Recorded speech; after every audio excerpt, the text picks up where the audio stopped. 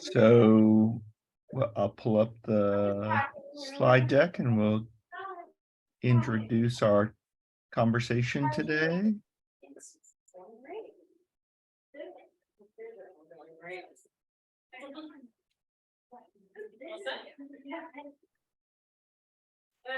Looks heavy.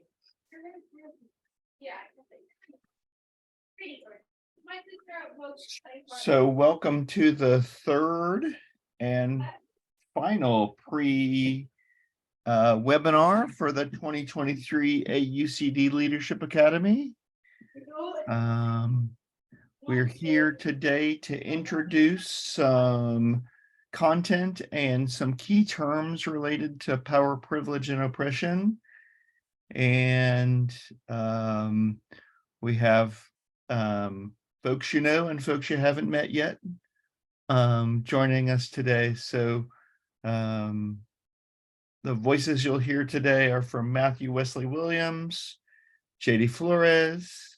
Welcome, JD. Myself, Mark Crenshaw, and Andy Roach.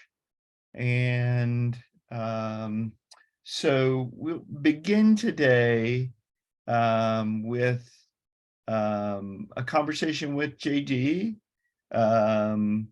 related to the video that you watched prior to this webinar that Matthew and JD and I recorded a couple of years ago to sort of introduce this conversation around power, privilege, and oppression. Just to give you a little background, we really wanted, sort of after we finished the first year of the AUCD Leadership Academy, we really wanted to give participants some tools for power analysis in their organizations and in their work. And so we decided to use a book called the Power Manual from Cindy Suarez, which Matthew will talk in a little bit more detail about. But the conversation today is really to have a conversation with JD, and then on the green slides we'll review and discuss key terms related to power. And then on the orange slides we'll preview the on-site group work related to the 4 I's of oppression. And then we'll finish today with some logistics related to your time in Atlanta. So as I said, welcome, and we'll go ahead and get started. So Andy, we talked a little bit about the touchstones and about the work of the Circles of Trust approach last time, but these touchstones are sort of key information that folks will see throughout the Leadership Academy. And do you want to kind of talk about these briefly? Yeah, so as you might have remembered from the last webinar, one of the foundational sorts of pillars of our work in the Leadership Academy is the Circle of Trust, or more broadly, sort of the principles and practices of the Center for Courage and Renewal. And in sort of Circles of Trust and more broadly courage work, we use these touchstones to create safe and trustworthy spaces for both personal reflection as well as sort of shared dialogue and inquiry. And they're not rules per se. They're more like aspirational guideposts that are going to help us create a hospitable container for the work that we're going to do together as part of the Leadership Academy. Many participants in past years have mentioned how these touchstones also have content that helps them respond with more presence in daily moments of pressure, challenge, and tension. And also thinking about how they could adapt some of these touchstones for working together with integrity or trust in an organization, a community, in a larger network, and inviting the best in themselves and in each person to show up and contribute. So, Mark, I don't think I want to take the time to read through these today, because we're going to read through them in the first session and kind of spend a long time with them, or not, a substantial time with them, and then we will visit them every day as sort of a reminder, and to give people an opportunity to lift up the ones that are speaking to them the most. I'll just lift up for today the speak your truth in ways that respect other people's truth. And I think this will be particularly salient for our work today, right? Our views of reality may differ, but speaking one's truth in the circle of trust does not mean interpreting, correcting, or debating what others say. Speak from your center to the center of the circle, which we will obviously are in a virtual circle right now. Using I statements and trusting people to do their own sifting and widowing. And so these are in the slides, and I encourage you to visit these slides, start familiarizing yourselves with the touchstones in preparation for our work in just a little less than 2 weeks, I think now we'll be coming together. Perfect.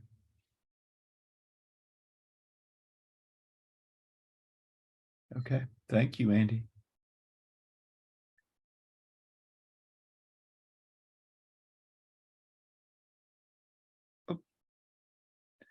So you see a picture of, on the right side of your screen, a picture of my friend and sister, Jeiri Flores, who's works as the advocacy specialist at the Strong Center for Developmental Disabilities in Rochester. The Strong Center for Developmental Disabilities is University Center for Excellence in Developmental Disabilities. JG is a recent graduate with her master's degree in human development from the University of Rochester. Prior to that, she has a degree in sociology and a minor in African American studies from SUNY Brockport. If you're a connoisseur of podcasts, JD is the host of the AUCD Network Narratives podcast. You can find that where you get your podcasts. She is often having conversations with leaders in our network, and I have found lots of good content and really appreciate the way JD facilitates those conversations. And in 2022, JD was named the Rochester Business Journal's Woman of Excellence. And she has been a member of the AUCD Leadership Academy faculty for a number of years now, and made incredibly important contributions to our work together. And JD, I just wanted to, as we begin, kind of invite you to kind of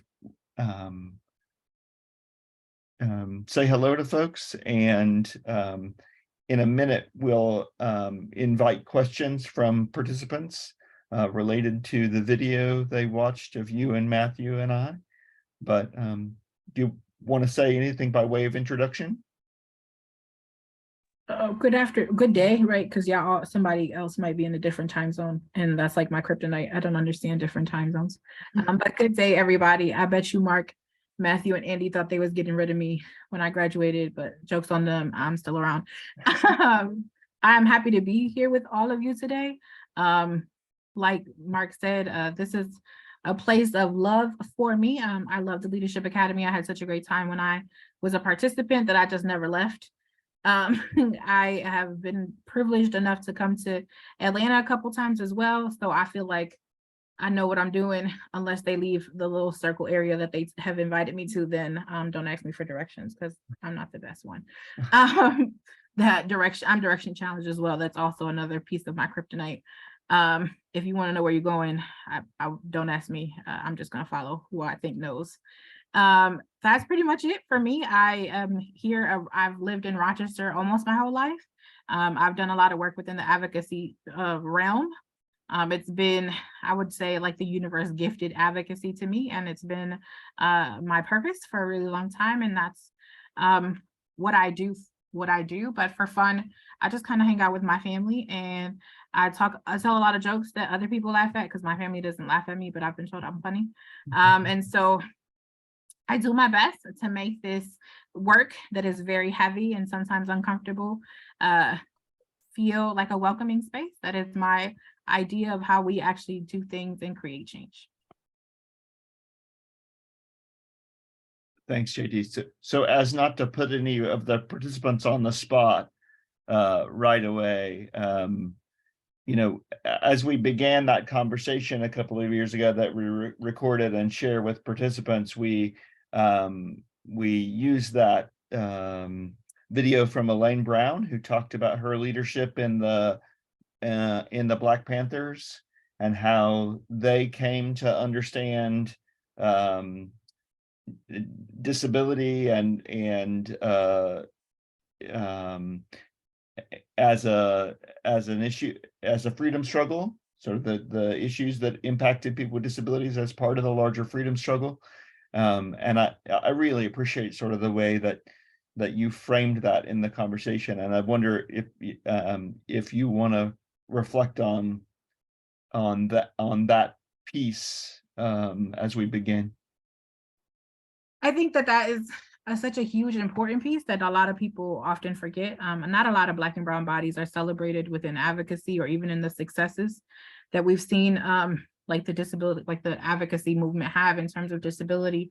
And so one thing my father has said my whole entire life is the word 4 eat 5 eat, right? And so that's the idea behind, if I'm liberated, that my liberation is dependent on your liberation, right? I'm not liberated if you're not. And so I think that Elaine Brown really stresses that, right? And that's why there was so in tune with how do we provide help and support in whatever way we can when we're looking at folks at a sit-in. What is it that they need? So some of it was attending care, some of it was providing food, but really it's the fact that I understand and I acknowledge that there is space to work here, and that I can't be liberated without you being liberated, that we are all interdependent. And so that to me has been always such a huge piece of the success within this advocacy movement, or even the 504 sit-ins, right? Like, we need to know that because that's rich history. And if we don't, then that's erasure. Thank you. So now I just want to open the floor to folks who may have had a chance to see the video, to be in conversation with JD about things you remember or things you're wondering about as a result of having having listened to that conversation. So if you would, as you ask a question, if you would kind of say your name and tell us where you're from, and then ask your question, that'd be awesome.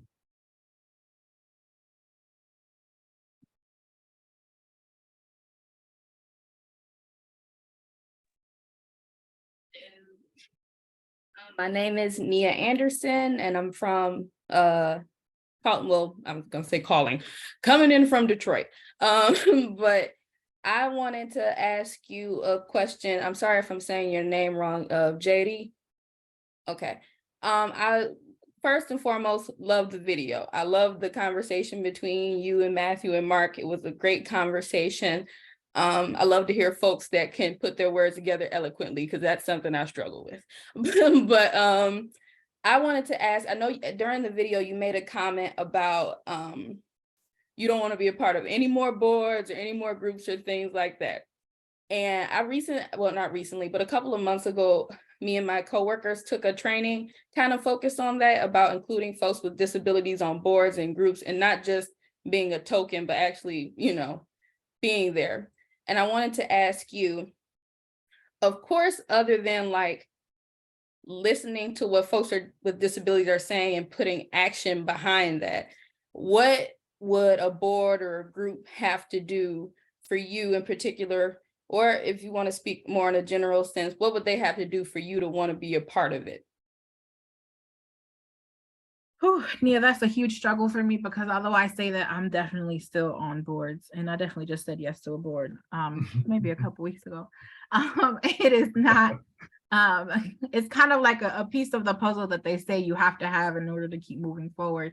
But I am not in the business of taking up space just for the sake of taking up space. It just doesn't, it's not free to me. Like, that's a lot of labor, because people always say take up space, but they don't want to acknowledge the weight that itself has.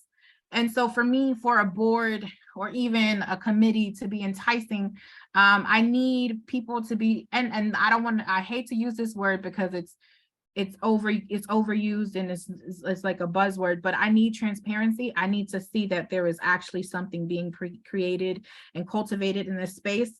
And I need you to speak in truth.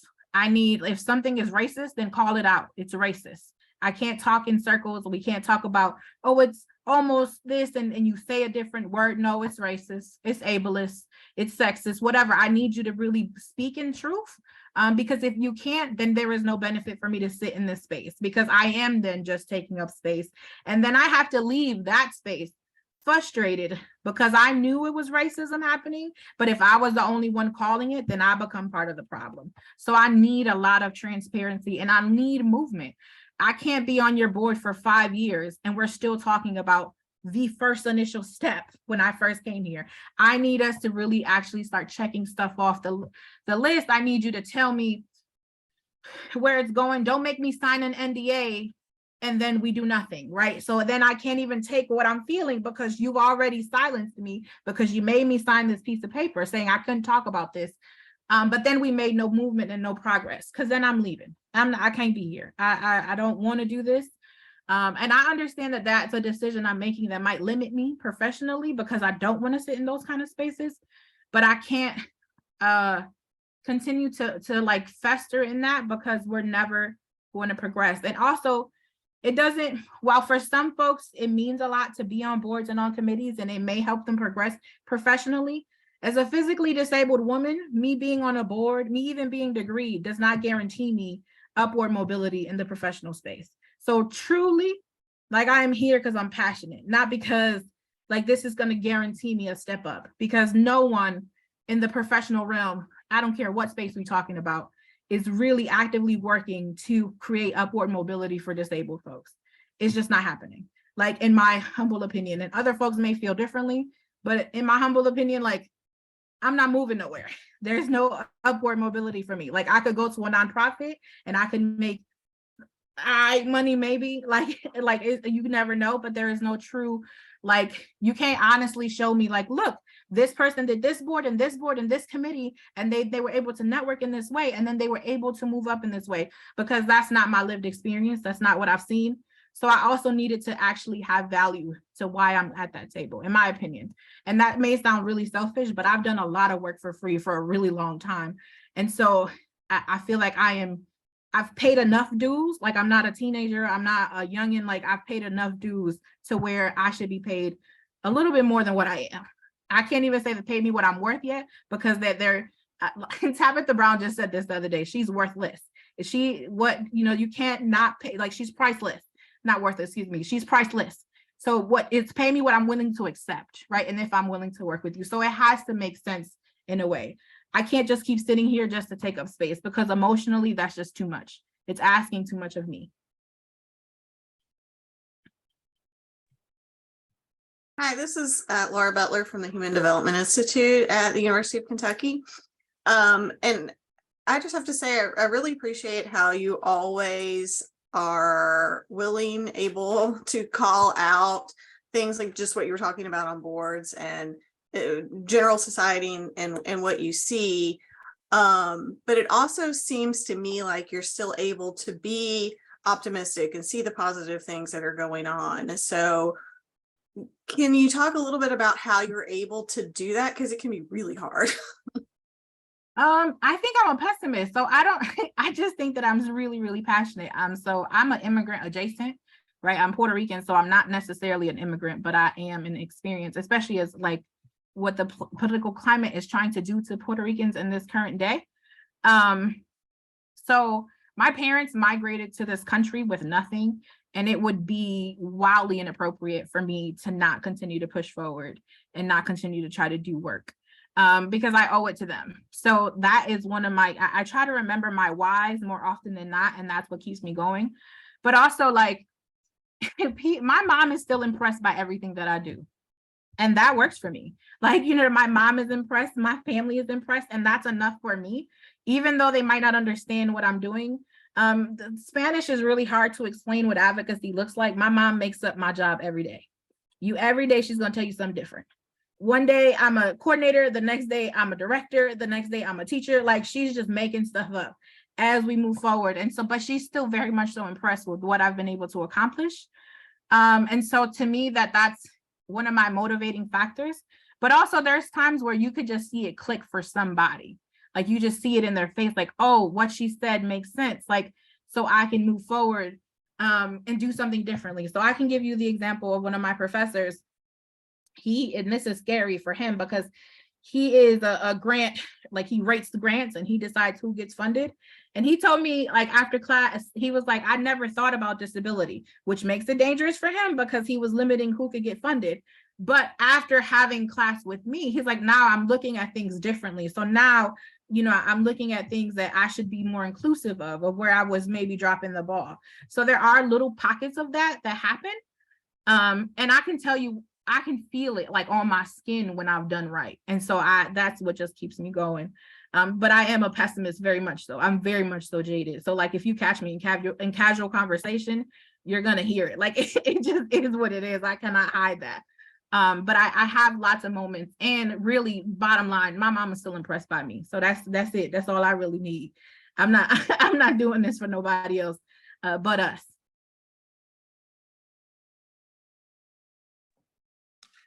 Hey JD, hey y'all, my name is Charlie Miller. I'm in Georgia. I first want to start off and just say, when I was listening and you said, you know, you work in disability employment, and everyone that you know that works, it works in that disability employment. And I really bonded with that because that's where I first started out my job, and I was like, oh my God, this is like so not where I want to be. So my question was really around you were talk about using privilege and using it to lift other people up. And do you mind just speaking a little bit more about how you kind of use that? I'm a very lift as you climb kind of gal. I still live in the trenches, so I'm not like too far removed from a lot of folks.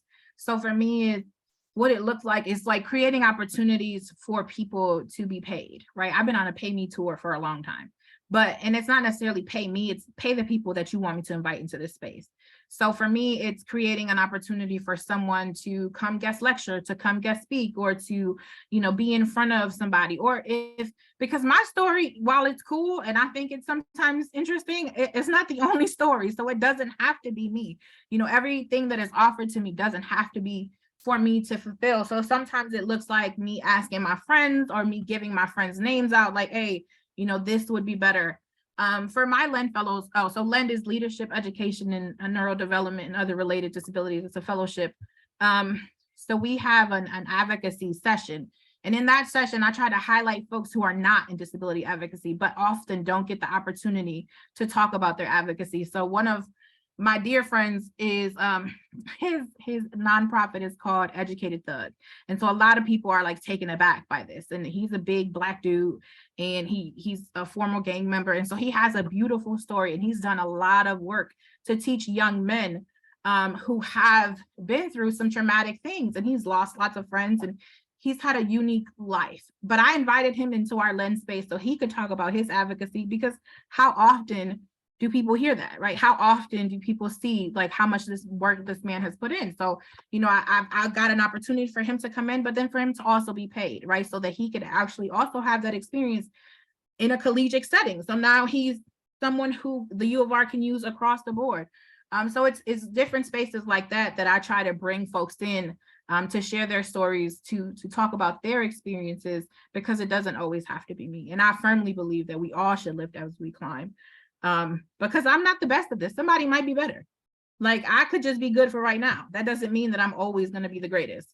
And so we've had different spaces for other people, and I try to hold that space for them. Because I'm also protective of it. So if I bring you in, I'm gonna try to, you know, walk you as you go. I very much so believe in mentors. Every space that I enter, I'm looking for one. And so that's how it works for me.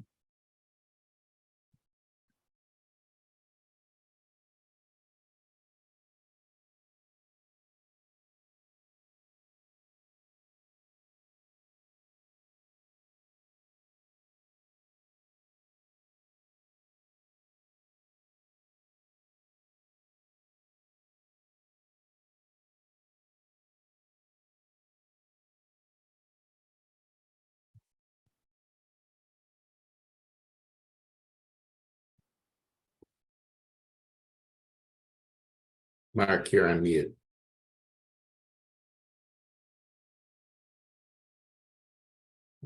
JD, thanks for being here today to help introduce this conversation. It's a conversation we'll continue during our time at the Leadership Academy. JD will be back with us on Monday during the Leadership Academy to continue the conversation and do some work with to help us do some work with some case studies and to be in conversation with us about this. But just wanted to begin a conversation that that, like I said, we'll continue as we move along.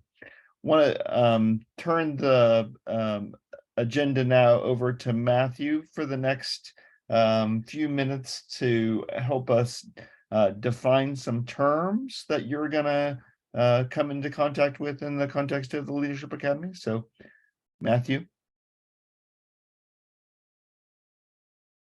Thank you, Mark. Thank you, JD. Always good to be with you. I never want to get rid of you. So good to see you again, and looking forward to seeing you here in Atlanta in a few days. I think what's one of the things that's significant about the conversation that we had, but also about really every time we get together, is that JD tells good stories. and the stories that we shared and discussed in the video not only talk about privilege and oppression, but they are living, breathing examples of how power works. And I think JD is a beautiful exemplar of a type of power that this author, Cindy Suarez, talks about. And so, as we said, storytelling is a key part of how we come to understand how some of these, abstract concepts work. And so JD's story is a great story of power and how it plays in a liberative way. So what we're going to do over the next few minutes is just walk through a few terms to kind of ground us in a similar or shared language. Want to offer a couple questions for reflection and a little bit of feedback. And these are teasers for a process that we'll be in together, in which we'll work together and work through some material and stories and case studies in which we'll explore these ideas further. But if you haven't picked this book up, I would highly recommend it. The Power Manual: How to Master Complex Power Dynamics. So moving to the next slide. That's a great question, Jason. Is there a graphic novel version of it? And I'm not sure there is yet, but God knows there should be. So I don't think there is, but I think when we get to the case studies and storytelling, there'll be another way of accessing these ideas. So Suarez says that there are two types of power. One she calls supremacist power, the ability to dominate or to control people and things. And this kind of power rests on relative rank, position, being over something or someone, and the privilege of being at the top, right? And the disadvantage of being at the bottom. Supremacist power is a crude form of power, she says, related to the belief that the world holds limited supplies of the things that we want. What are those things? Love and power and recognition. I would go further to say money. So this is based on a basic orientation of scarcity, that there's not enough for everybody. So I have to make sure that I get what is enough, what is available, and kind of hoard it. And in my hoarding it, I make sure that I reinforce the idea that I can only have enough if you don't have enough. And if you have enough, that means I don't have enough, right? That's supremacist power. But she talks about a second type of power that is liberatory power. And it's simply defined as the ability to create what we want. She says, using this power requires the transformation of what one currently perceives as a limitation.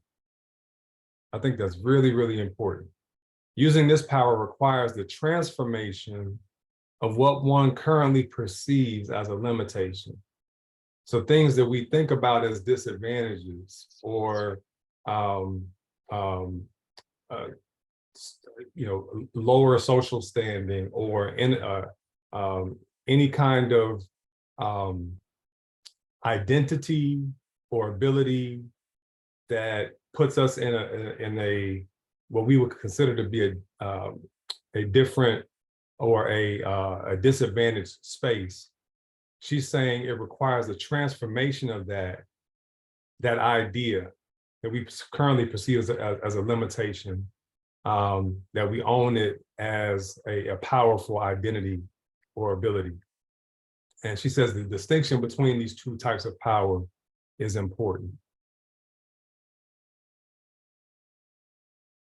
Now, these are not just abstract concepts, right? Supremacist power that's based on an idea of scarcity, liberatory power that's based on an idea of abundance and sufficiency. She says that these kinds of power take place and are reinforced in everyday interactions. So she says useful liberation practices focus on what she calls effective interactions. And that has to do with how we interact with ourselves, with one another, with groups on an everyday basis.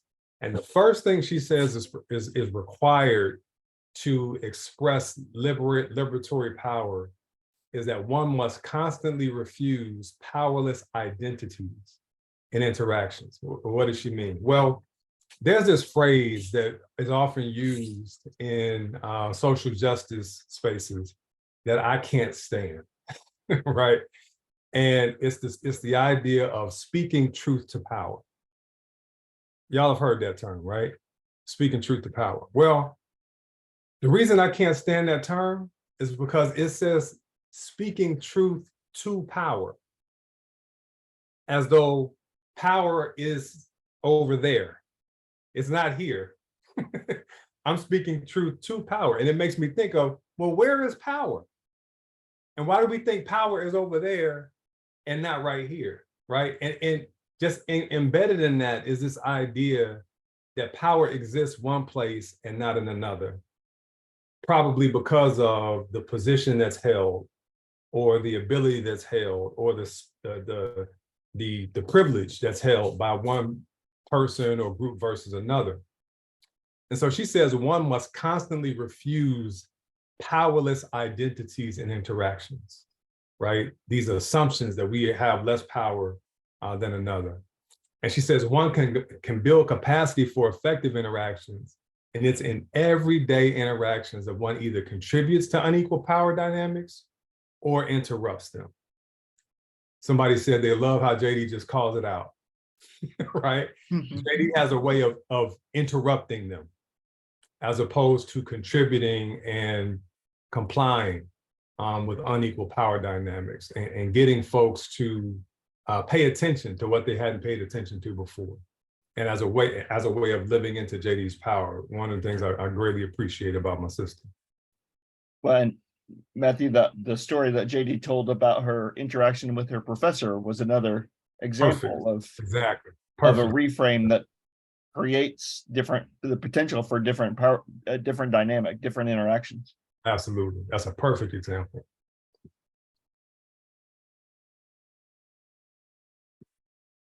So I want to give us a minute just to reflect on this. Cindy Suarez says, to assert one's own power in a way that promotes mutuality. That's that liberatory power she's talking about. I can be powerful and you can be powerful. I can express power with, as opposed to power over, right? So she says, you got to know what kind of power you seek. So what kind of power do you seek? I want to give us a moment to reflect on, and I want to invite you even here in the Zoom to reflect on and answer one or both of these questions. When have you seen liberatory power or supremacist power in your context, where you live, where you work, where you serve, where you lead? Where have you seen one of those power types? And can you offer an example of a time of not where you've seen it, but where you've used either liberatory power or supremacist power? So I'll give you a moment to think about that. And we'll take about 5 minutes and just hear back from a few folks about what you've seen and what you've used.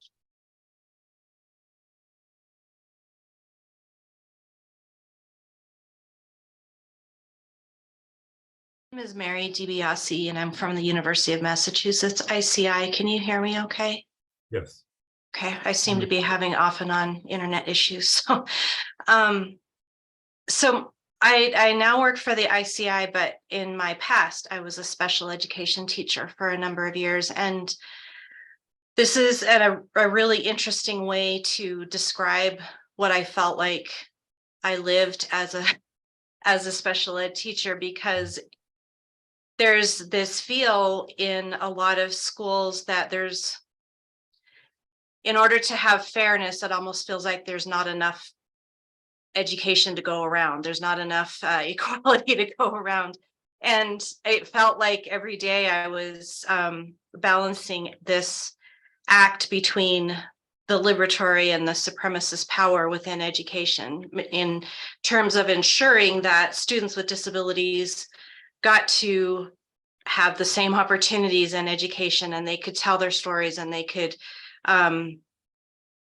access things that other students could access. And it seemed like a much bigger deal than it should have been. So it just is an interesting, it's a way I hadn't thought about that system before, because it certainly was the experience of a lot of students with disabilities. So. Thank you, Mary.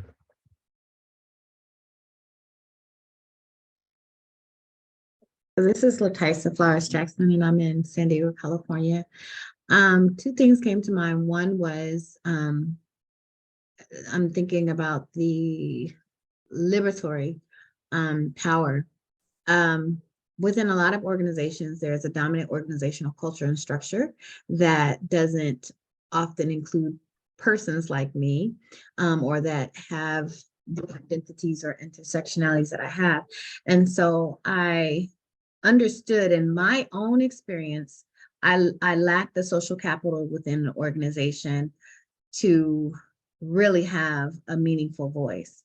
And so there, we have these different months of awareness of this and that. And so I used one of the invitations for like staff wellness and awareness to say, hey, I want to create a space for underrepresented individuals within our organization like me.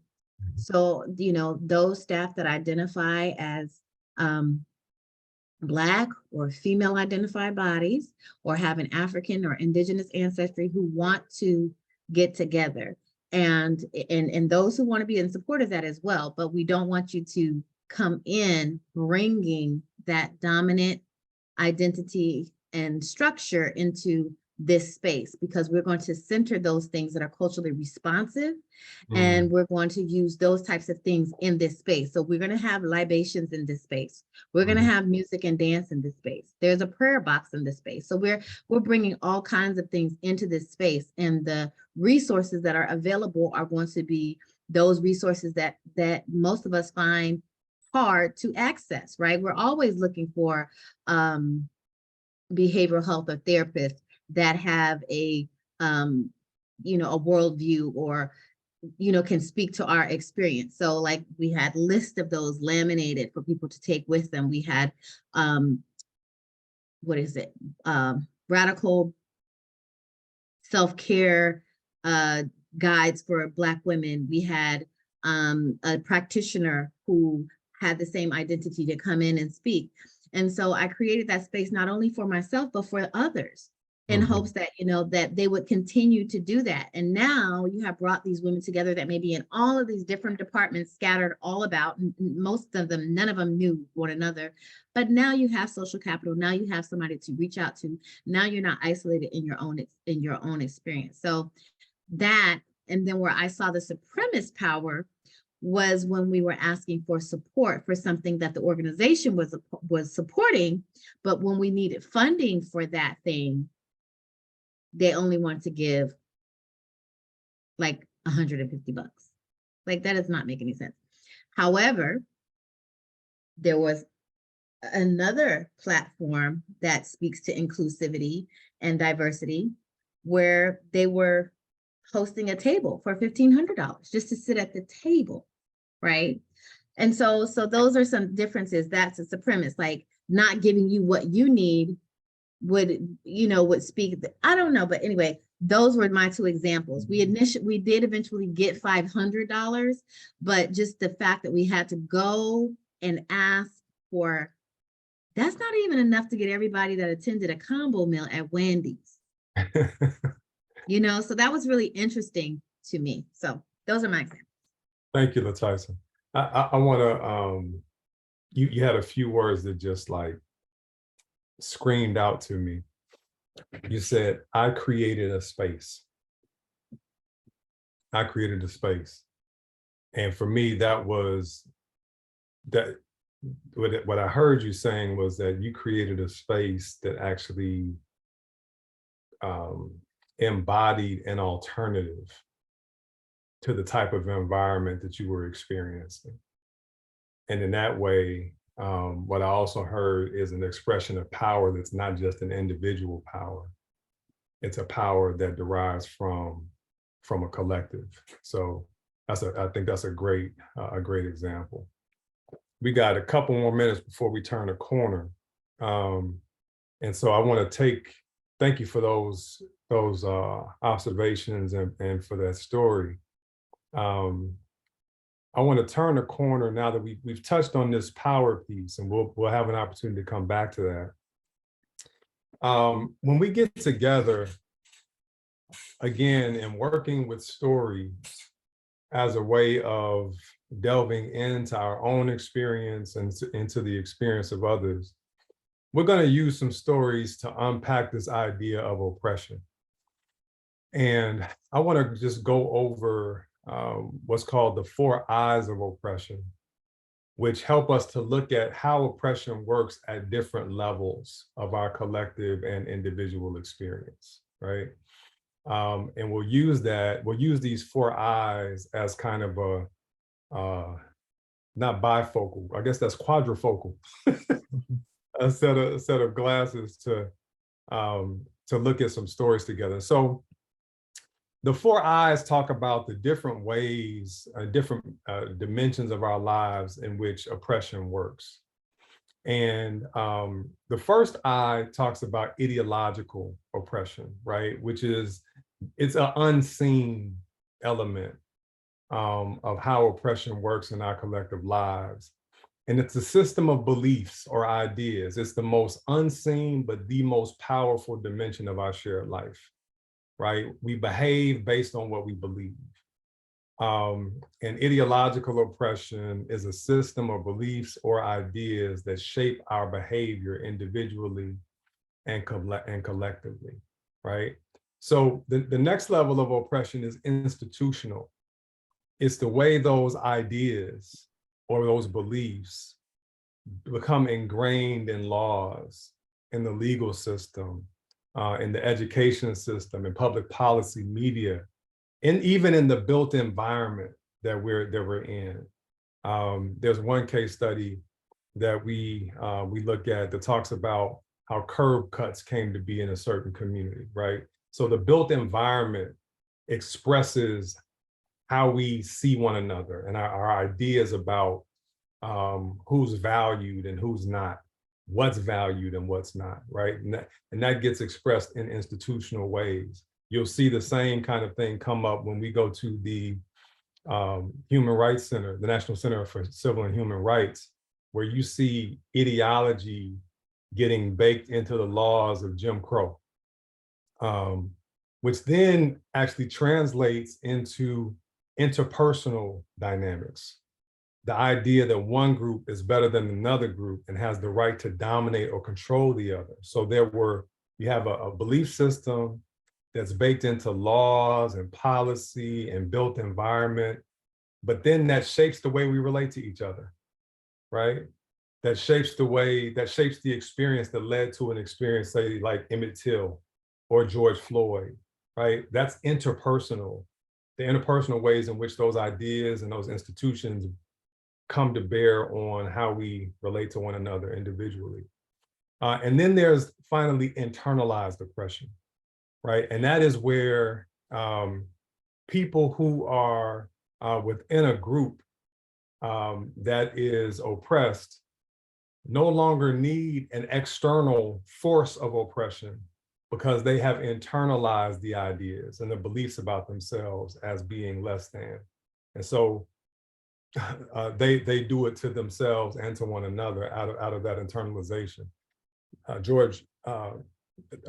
Carter G. Woodson wrote a book back in 1933 called The Miseducation of the Negro, in which he said, if you control a person's thinking, you don't have to worry about their actions. And that's essentially what internalized oppression is all about. So I think one of the things that's important about these 4 eyes is that if you focus on one, for example, if you say interpersonally, I don't hate anyone, so oppression doesn't exist. Well, that's not all there is. There's also these institutional dynamics, and these are internalized dynamics or ideological dynamics. So understanding the whole of how these things operate will be important and will give us, again, some lenses for how to unpack both our stories and the stories that we encounter in one another's lives and in the lives of the case studies that we work together on. All right. Any questions on that before we turn?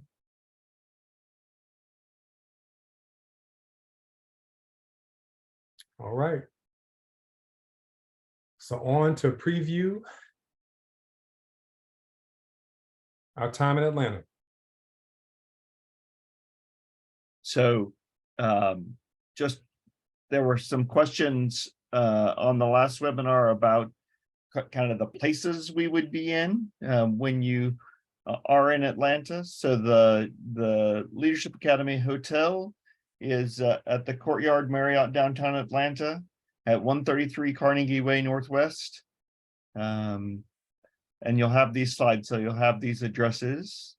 The plan is to have an accessible shuttle every morning for folks who need or want to ride the shuttle from the hotel to the next place I'll show you, which is the Urban Life Building at 140 Decatur Street Southeast. And Andy and I were talking about this today. This is walkable. It's not, it's not super far, but we definitely wanted to provide accessible transportation from the hotel to this building on the Georgia State campus and back in the evening as well. So wanted to share those two details about. And this building has multiple sides, so don't be scared if you don't see this side while you're here. Correct. Because we may have you be dropped off on the other side of the building. Correct. Yeah, absolutely. Yes, and don't be intimidated by all those stairs, because there are multiple ways into this building that would not necessarily mean that you have to encounter this entrance. Just to as a reminder, our first session on Sunday evening, which will be our opening circle, and our first introductions in space to each other will be on Sunday, June 4th. Check-in will begin at 3 p.m. And then the opening session will begin at 4. We'll be together, and this will be followed by dinner together on the opening night. And the location for everything that first day will be in the Urban Life Building on the Georgia State campus. Andy, you want to talk about, just remind folks what to bring? Actually, I'm looking for a picture of the other side of the. Okay, so I can go ahead and do this. I think I put it in there. Okay. So. Oh, I'm gonna say, could you share the other side? This is where I think you're gonna get, we may have you dropped off. It's in the chat. Okay, cool. So for our opening circle, we're asking that you bring a leadership symbol or object that is emblematic of your leadership. And as Matthew said in our last webinar, people have as their leadership objects or symbols have brought with them photos or other sort of tokens of their leadership that sort of symbolize who they are as leaders or how they're connected in leadership to other folks. As we talked about last time, one of the things, so we'll build a centerpiece together in that first session. So as much as is possible, please make sure your symbol or your object is something that you don't mind leaving on the centerpiece for the whole time we're together. Because at the end of the time on Friday morning, we'll actually retrieve your leadership objects and take the centerpiece back apart. So Mark, I'm realizing that people might want a description of the building, and the pictures we need to give an oral description as well. Okay. So the first picture, do you want to go back to the hotel? I can do that. Thanks. The first picture is the front of the Courtyard Hotel. Oh, Jennifer, yes. Okay, so the first picture. All I needed really, I'm sorry, thank you. I'm just asking for you to describe where we need to be dropped off and where we need to go in, just so I know where to be. So once there. the pickup will be on, this is the front of the Courtyard Hotel, so the pickup will definitely be out the front door from the lobby at the hotel. The drop off, I think, may be in the picture I put in chat, which is the front of in front of the student center, which is actually a much easier way to get in to the building, and actually probably a better place for a shuttle to park as well. And so we'll probably have signage there or someone there to meet the shuttle the first day to kind of help people go inside the student center, go up one level in the elevator, and then across into that building is attached by a walkway to the Urban Life building, which comes out right near where we're going to be meeting in the Urban Life building. So that's sort of that picture that's in chat will kind of be you'll know you're in the right place, I guess, if you see something that looks like that. And Jennifer, just to confirm, we will send written directions early next week so that everyone's comfortable with where the pickups and drop-offs will happen as well. So that this is yeah. And Janie asked, will we be meeting at the hotel or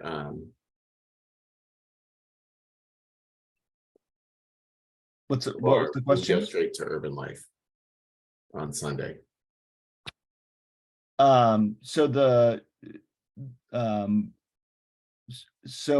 We scheduled a shuttle to pick up at the hotel, but I'm glad to either be there myself to walk over with folks the first time as well on Sunday, so that we all get where we're going the first time. So sorry, I hadn't put the picture in. I put the picture in my part of the chat, but I not hit return so that everyone can see the picture of the student center. Nice. Okay. I'm now seeing the chat. Perfect.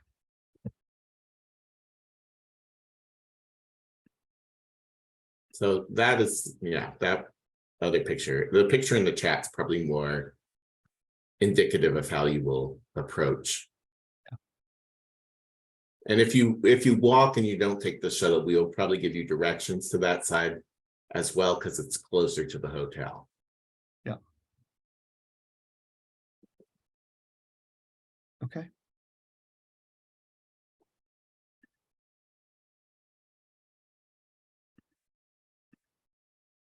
Can we get through that?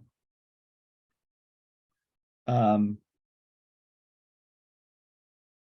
the slide where the leadership symbol, we talked about the leadership symbol.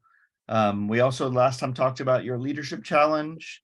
So over the next week, continue to think about sort of one or two challenges for you as a leader in your context that you can bring to reflect on with a small group of your colleagues, because you'll spend a day together reflecting on your leadership challenge and getting support from each other. And then the third thing is to bring writing materials, and actually you'll receive a Leadership Academy, AUCD Leadership Academy bag, and there'll be a journal and a pen in there for folks who want to use that. But you can also bring iPads, computers, whatever is comfortable for you to take notes on and reflect. There'll also be opportunities in terms of reflection for you to draw and to be in reflection other ways. So, but those are the things we're asking you to bring. If you haven't yet, please take your VIA survey. And if you, I will send the link to do that along with instructions after this webinar, so that folks who haven't have a chance to do that. And if you haven't sent a photograph to be included in the participant directory, please go ahead and do that. We're almost there, but last time I looked, we didn't have photos from absolutely everyone. So let's see. Are there additional questions?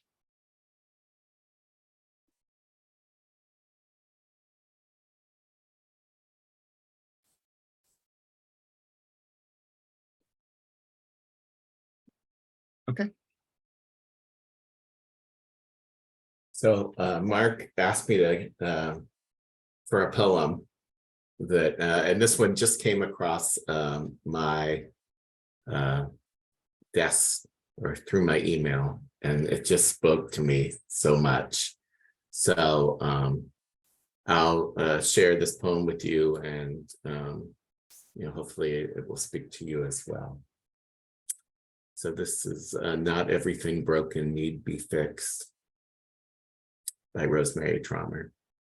Not everything broken need be fixed. Even the loveliest cup, the one that seemed perfection, the one that fit just right in the hand and held the favorite wine, even that cup is only a cup. And being fashioned out of breakable clay, it was, we could say, made to be broken. The fact that it was fragile was always a part of its value. In shattered fragments, the cup is no less treasured, perhaps even more treasured now that its wholeness isn't taken for granted. There are some who would throw away the pieces.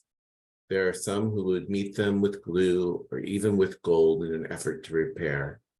But there are some who will cherish what is broken, hold it even more tenderly now, trusting its use, though different, is no less valuable. Trusting a fragment is sometimes more than enough. Trusting in every end is a beginning, and we might now sip our wine straight from the source.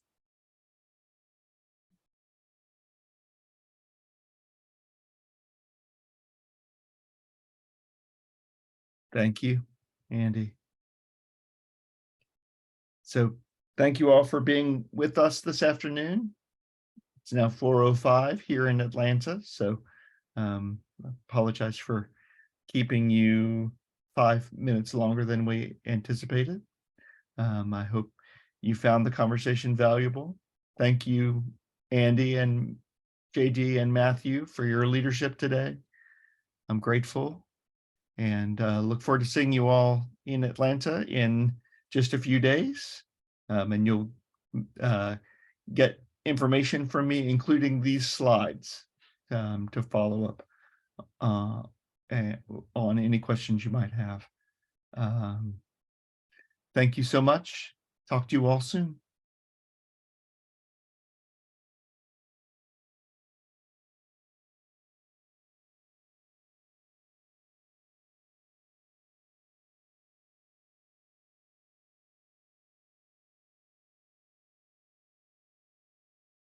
Recording off.